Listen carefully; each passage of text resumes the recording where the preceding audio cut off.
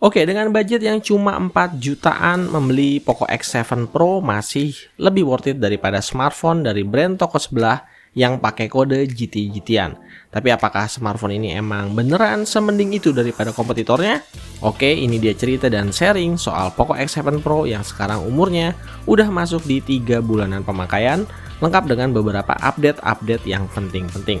So, nggak usah pakai lama lagi, yuk mari sama-sama kita bahas smartphone-nya, tapi jangan lupa kasih supportnya terus nanti di akhir video. Let's go!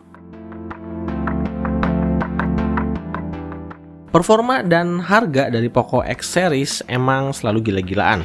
Sampai-sampai ini fansnya sendiri jadi ikutan terbelah antara mereka yang pilih jadi tim F dan pilih jadi tim X. Coba aja lihat kasusnya Poco X6 Pro versus F6 yang selisih harga dan speknya bener-bener tipis, tapi walaupun X series posisinya harganya selalu lebih murah, tapi di sini performa Dimensity 8400 Ultranya Poco X7 Pro sama sekali nggak boleh diremehin. Sebagai contoh, kalau kita cek skor Antutunya, dia bisa dapat 1,6 jutaan atau cuma kalah sekitar 300 ribuan aja dari Snapdragon 8 Gen 3 yang merupakan SoC flagship tahun lalu yang performanya masih top banget. Jadi buat orang yang cari smartphone sekencang flagship, tapi isi dompetnya 5 juta aja nggak ada, beli smartphone ini sambil merem pun kalian nggak akan nyesel. Apalagi setelah 3 bulan dirilis akhirnya ada kabar bagus juga. Nah, update dari HyperOS versi akhiran 102 pada bulan Mei ini berhasil kasih optimalisasi yang jauh lebih baik daripada di versi awal. Gejala overheating dan frame rate yang kena sunat sekarang posisinya mendingan banget. Mirip lah sama kasusnya Poco X6 Pro yang di awal-awal memble, tapi lama-kelamaan malah jadi kece. Oke, supaya frame rate di semua gamenya bisa kebuka maksimal dan gak kena limitasi parah, pastiin sebelum main kalian harus nyalain dulu opsi disable default frame rate yang hanya bisa dibuka dan diakses di bagian developer option. Bisa dicek ya. Beberapa game favorit yang biasa dimainin seperti Mobile Legends sekarang bisa dengan mudah dapetin frame rate rata-rata nyaris selalu mentok 120 fps. Positifnya lagi, suhunya juga terpantau masih di bawah 43 derajat Celcius. Jadi relatif aman walaupun nggak dipakein cooling fan tambahan atau suhu ruangan ber-AC. Untuk game Delta Force yang lebih berat daripada Mobile Legends, sebenarnya settingannya udah support frame rate 120 fps. Tapi mungkin karena masuknya masih game rilisan baru, jadi rata-rata FPS-nya masih sering banget naik turun dan titik stabilnya ada di kisaran 90-an FPS. Suhunya sendiri juga lumayan cepat naik ya, sampai mentok nyaris mendekati 43 derajat Celcius. Sementara di Genshin Impact, efek dari optimalisasi updatean terbaru berasa lumayan signifikan. Di settingan high, Poco X7 Pro bisa stabil dapat rata-rata 59 fps. Suhunya juga masih relatif aman, masih di bawah 43 derajat Celcius, lagi-lagi tanpa bantuan cooling fan tambahan. Secara overall untuk performa gamingnya jujur saya cukup impress sama update yang dikasih. Limitasinya emang masih ada, tapi yang sekarang ini jauh lebih tepat dan pastinya lebih adem. Sayang ya, walaupun speknya gaming banget, tapi Poco nggak ngasih fitur bypass charging. Sedikit ketinggalan nih sama brand lain yang bahkan berani ngasih fitur ini di harga yang cuma 2 jutaan. Nah, masih di seputaran gaming, bagian yang menurut saya agak kurang spesial ada di bagian touch sampling rate layar. Walaupun spek dan angka-angkanya kelihatan menyenangkan, tapi di real pemakaian ya kerasa biasa-biasa aja dan nggak ada bedanya sama HP-HP Poco yang saya pakai sebelumnya. Untuk di bagian layar yang lain ya so far nggak ada komplain ya, mau dipakai indoor ataupun di outdoor, mau dipakai sosmedan atau nonton video, pokoknya layarnya Poco X7 Pro ini udah top banget lah buat harga segini. Soal HyperOS rasanya udah nggak perlu lagi dijelasin satu persatu, soalnya saya yakin Mi fans atau Poco fans udah khatam sama plus dan minusnya. Nah, beda ceritanya buat yang mungkin baru pengen nyobain. Tenang aja, smartphone ini bisa dibikin bebas iklan-iklan yang mengganggu. Tinggal kalian matiin aja semua opsi yang terkait sama personal advertising. Kemudian jangan lupa juga untuk menghapus semua aplikasi bloatware bawaan. Kalau semuanya udah berhasil, dijamin pakai smartphone ini jadi lebih nyaman.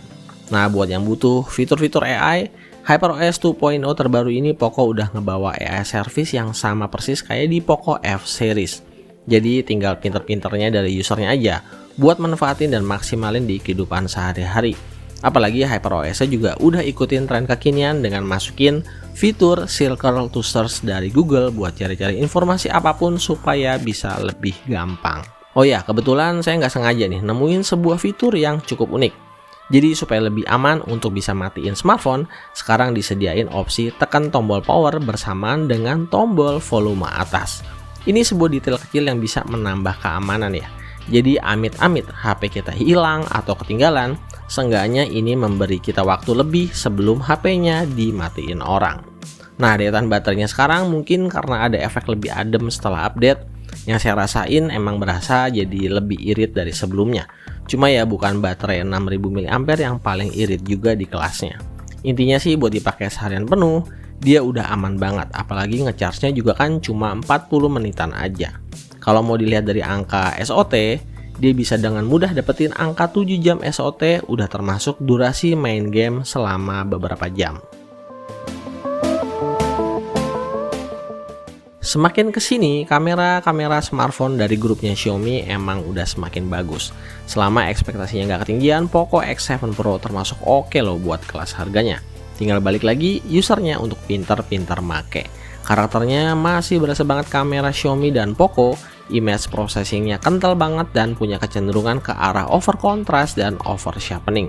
Jadi bikin hasil jepretannya kayak kurang stabil.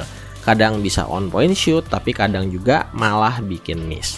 Termasuk untuk di performa low light yang menurut saya harusnya sih masih bisa diimprove lagi ke depannya lewat software update, terutama untuk di bagian noise reduction. Tapi ya secara overall Poco X7 Pro ini masih oke banget buat dokumentasi pribadi dan juga untuk sosmed.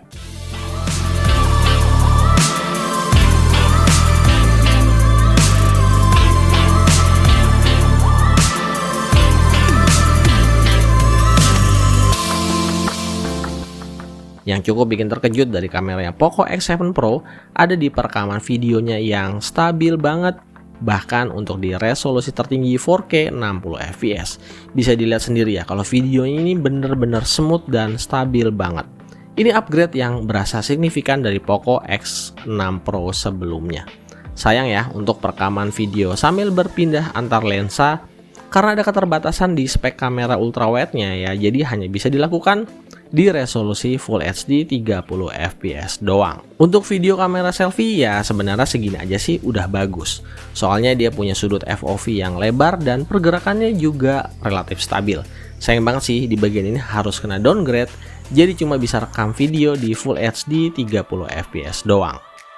Oke, ini video 4K 60fps ya.